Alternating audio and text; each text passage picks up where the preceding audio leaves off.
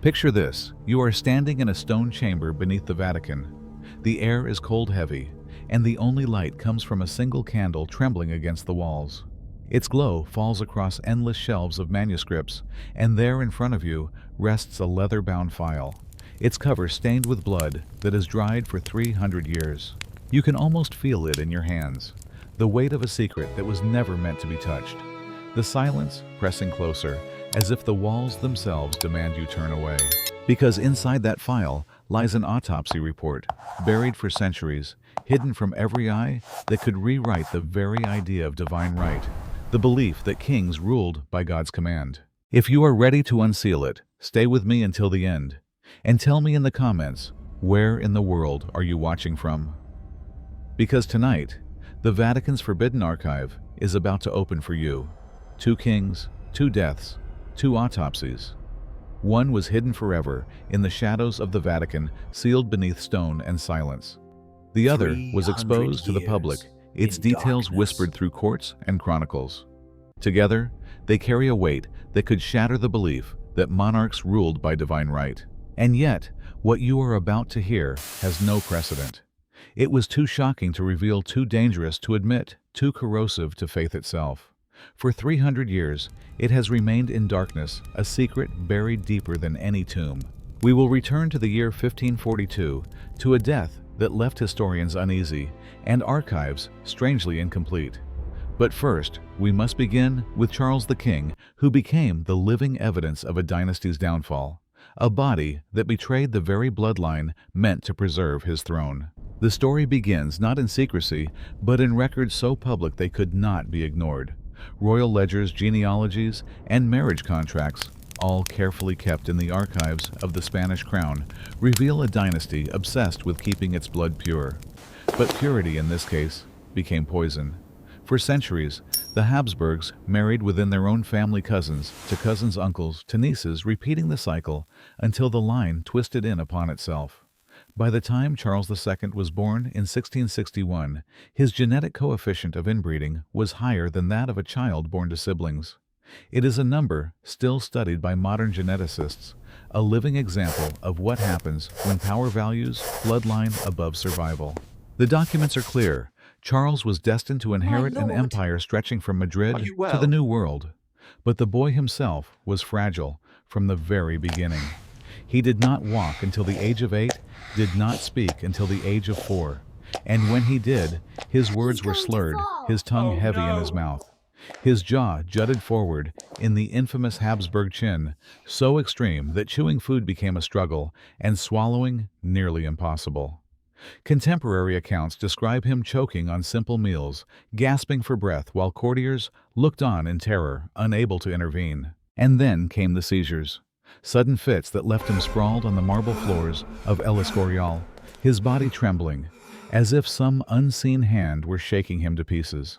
Priests were summoned to perform exorcisms. Doctors prescribed concoctions of herbs and oils. Nothing worked. Behind palace doors, whispers began that the king was cursed, that the devil had marked his house, that no child of such unions could ever be whole.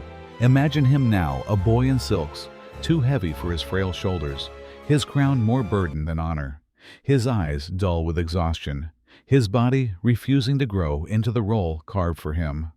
Paintings of Charles commissioned to reassure Europe of Spain's strength, instead betray the truth, a sickly figure with pale skin, swollen lips, and that jutting jaw.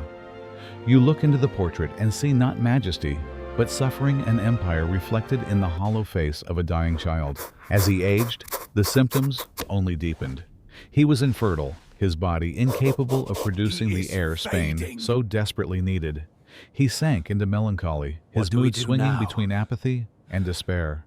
Some days he would sit in silence, staring at nothing, refusing food, refusing counsel. Other days he raged, accusing his attendants of treachery, his priests of neglect, his own mother of conspiring against him. Each breakdown left him weaker, his voice rasping in halls once filled with royal command. And yet, even as his body How collapsed, dare you the defy machinery of me? monarchy ground We on must around act him. now. Ministers ruled in his name, decrees were issued from his hand, But though what he can could we do? scarcely sign them, and the empire staggered forward like a corpse kept upright by strings. Charles became less a king than a symbol, a breathing testament to the dangers of bloodline obsession. The first shock to his physicians came not in the final autopsy, but in life itself. By his 20s, they realized Charles was not simply sickly or cursed, he was genetically doomed. Notes from the court physician describe a body so fragile it could not sustain normal functions, a mind clouded by constant illness, and a reproductive system effectively destroyed by inbreeding. For the first time in recorded history, a monarch was being described not as chosen by God, but as a living experiment in heredity gone wrong. This was the moment around the year 1690 when whispers turned into something darker. The empire could no longer deny what everyone saw. Their king was a shell incapable of ruling, incapable of producing an heir, incapable of embodying the divine right that justified his throne. Spain itself trembled at the revelation, for if the king's body was broken, then perhaps the sacred order of monarchy was broken too. And so in the palace corridors, a question rose like smoke. Was Charles II a king at all, or was he proof that power built on blood alone was doomed to rot from within? Most kings are buried with their secrets, their flaws entombed beside them, their weaknesses erased by ceremony, their corpses sealed beneath marble and incense. But not here. The body of Charles II of Spain demanded explanation. His life had been an experiment in royal inbreeding, his body a living testament to decline. And when he died in 1700, the physicians of Madrid gathered with trembling hands, knowing that what they were about to record would not be remembered as medicine, but as heresy. What they found in that chamber would seem closer to science fiction than anatomy organs, shriveled blood, absent deformities, so grotesque they could barely put them into words. Their notes, sealed and hidden, became the most forbidden file of the Spanish crown. For in their details was not simply the death of a man, but the death of a divine myth that kings were vessels chosen by God, bodies untouched by the frailties of common men. And yet Spain was not alone in this reckoning. Across the Channel, another Charles was writing his own secret into history. His story did not begin with deformity nor with weakness, but with health appetite and the dangerous curiosities of a king who believed he could master the very elements. Where Charles of Spain embodied the collapse of a dynasty's bloodline, Charles of England would embody something stranger, the corruption of a body by alchemy and faith. This is the rhythm of history, one monarch crumbling from within, the other poisoned by his own obsessions. One autopsy hidden, one whispered. Both converging in the same century, both pointing toward a truth no one dared to voice, that royalty was not divine, but vulnerable, and in that vulnerability lay the seeds of political catastrophe. Remember, what you have just heard about Charles of Spain is only the beginning. His broken body was a warning carved into flesh. But in England, in the gilded chambers of Whitehall, another Charles would leave behind a corpse no less mysterious, no less dangerous to the illusion of divine right. And so the question presses forward, if the autopsy of Spain's Charles revealed the collapse of blood, what would the autopsy of England's Charles reveal? A hidden conversion, a betrayal of faith, or something darker? Something that even now lies waiting in the archives of the Vatican. The answer begins not with a curse, nor with a malformed jaw, but with a laboratory hidden in the heart of a palace and with the most dangerous substance of the age. If Charles of Spain was remembered as the boy king who never escaped his own broken body, Charles of England began as the opposite, a man whose vitality seemed endless, whose reign was marked not by frailty, but by appetite. The court records and diaries of the Restoration paint him as tall, charismatic, and insatiably indulgent. He rode, he hunted, he danced, and he surrounded himself with lovers whose names filled gossip columns across London. Where Charles of Spain evoked pity, Charles of England inspired envy and scandal. His court glittered with excess, the theaters reopened, laughter echoed through Whitehall, and the city hailed him as the Merry Monarch.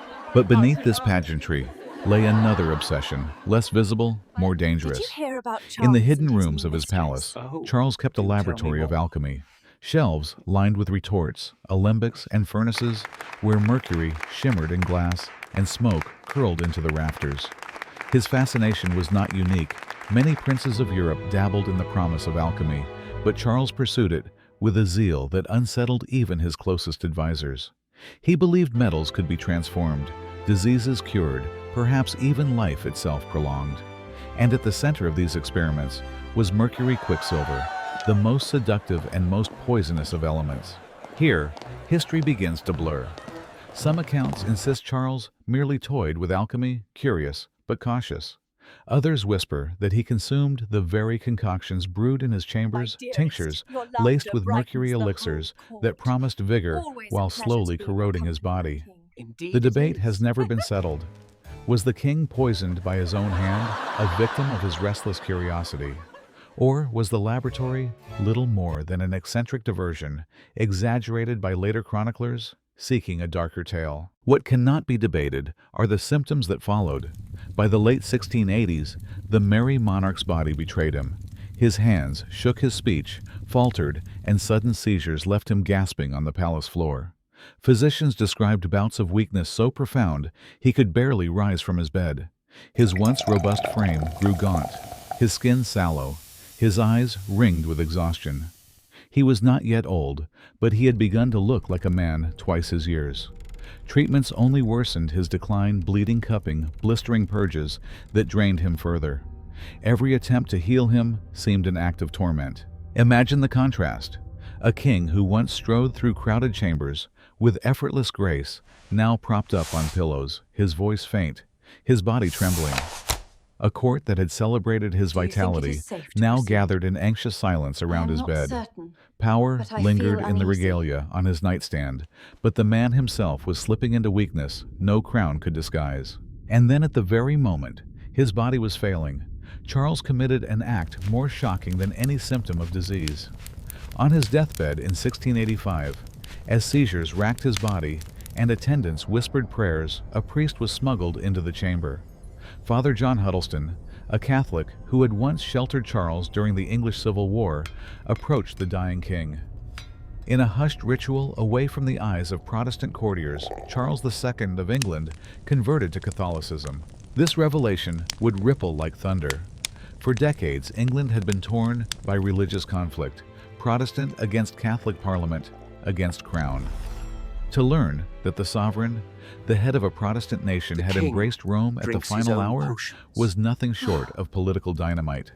Some chroniclers recorded it openly, others tried to obscure it, but the truth lingered. England's king had crossed a line forbidden by law and by faith.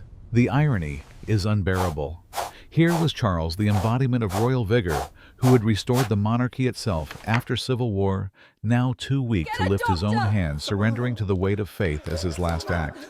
The man who had ruled with such extravagance ended his life not in laughter, not in triumph, but in a secret whispered between a priest and a dying king. It is in this contrast that his tragedy becomes clear. Charles of England was His no breathing weakling is so born of labored. genetic collapse. He was a monarch undone by his own obsessions, by the toxic allure of mercury, by the violence of medical cures, and by the impossible tension between his crown and his conscience. He began as the Merry Monarch, a symbol of strength and pleasure, and he ended as a trembling figure in bed, his conversion hidden like contraband, his body as compromised as his faith.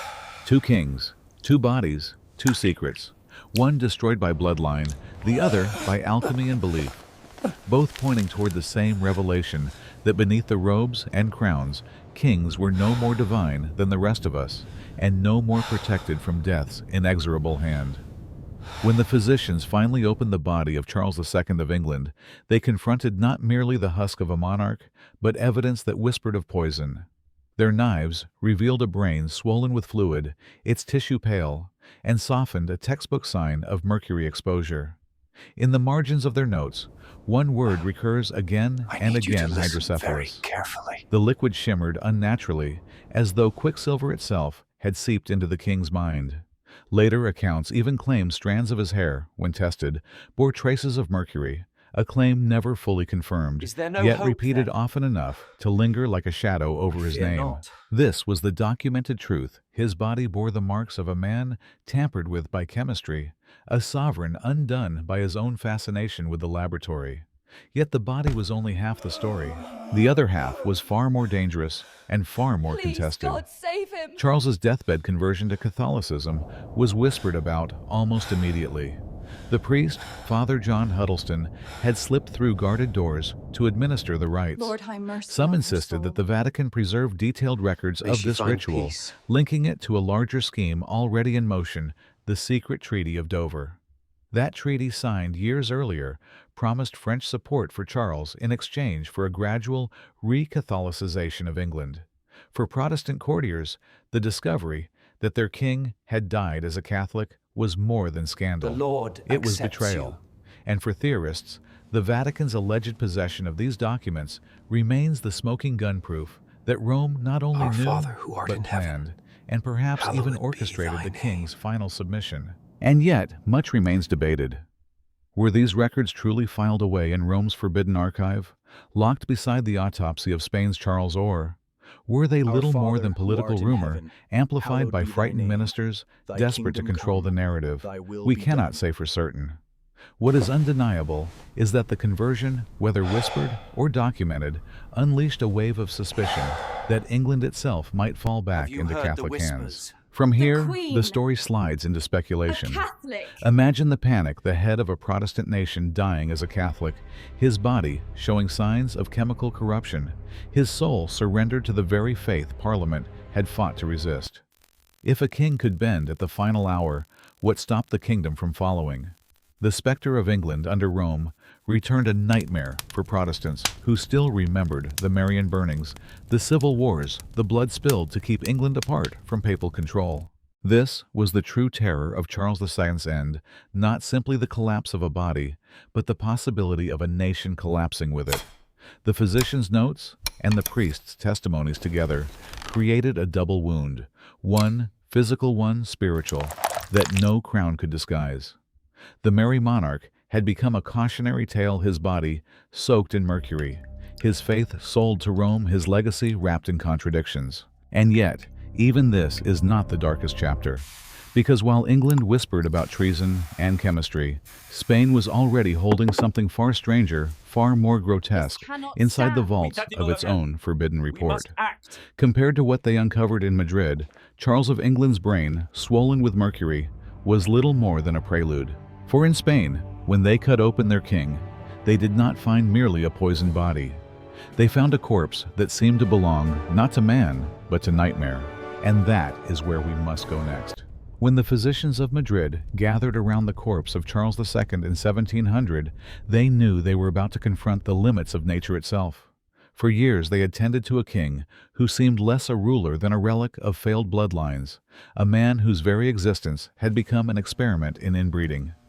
But what they found, when they cut into his body, defied not just medicine, it defied belief. The report begins with a detail that has haunted every retelling since his heart, they wrote, was no larger than a peppercorn.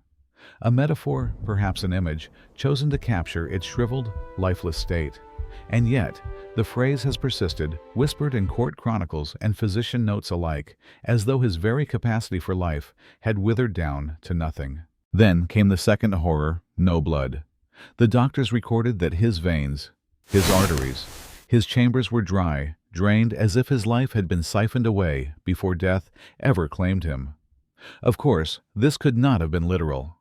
No body is without blood, but in the language of the time, the absence of vitality was expressed in stark, terrifying absolutes. Not a drop, they wrote, as though the king had never been alive at all. But the findings did not stop there. His testicles, the source of the dynasty's future, were described as blackened, wasted evidence of his lifelong sterility. His brain was waterlogged, swollen with hydrocephalus, a grotesque confirmation of the seizures and delays that had marked his life. His intestines, his liver, his organs rotted, collapsed, unrecognizable. The body was not merely dead. It was spoiled, corrupted, as if eaten from the inside out by the very dynasty that had created it. Imagine the scene. Candlelight flickering across pale hands, physicians whispering to one another, their quills scratching furiously at parchment, and the silence of courtiers outside who dared not ask what was being found. The body of the king lay open like a battlefield, every organ a casualty, every vein a trench of ruin. Spain's great monarch had become in death a map of hereditary destruction. For those who read the report, the reaction was visceral. Look at that. Horror, yes. Disgust, certainly. But also something sharper, anger. Anger water? at the dynasty that had forced cousin to marry cousin until a child like Charles was born. Anger at the church that had sanctioned it, whispering of divine right, even as it presided over biological collapse. Anger at the empire that continued to prop up a figurehead even as his body failed him in every conceivable way. In this sense, Charles's corpse was not just a medical object. It was a political weapon. His body had been turned into a battlefield where power, bloodline, and faith collided. Every deformity, every blackened organ, every grotesque detail told the same story that monarchy itself, when built on illusions of sanctity and divine right, would eventually rot from within. And yet the most disturbing part may not be the autopsy itself, but what happened after. The report, so damning, so dangerous, could not be left in the hands of physicians alone.